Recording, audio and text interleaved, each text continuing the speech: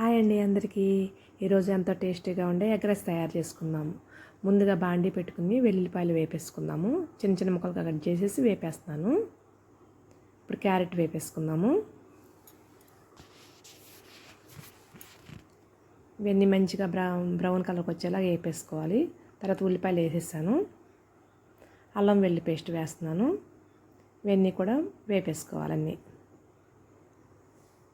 ఇప్పుడు మసాలా వేసాను. ఇది ఇంట్లో చేసుకున్న మసాలా అండి, వేసాను. ఇప్పుడు 4 గుడ్లు కొట్టి వేసేస్తున్నానండి.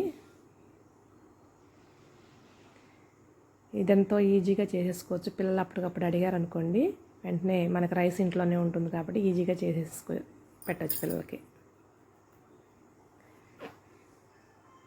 కొంచెం సాల్ట్ వేసాను. కొద్దిగా పసుపు వేసుకుందాము.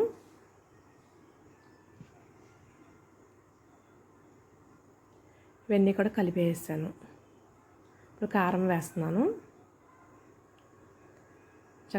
గుడ్లు పొరటికి పట్టేటట్టుగా కలిపేసుకోవాలి. ఇప్పుడు రైస్ వేసేస్తున్నాను.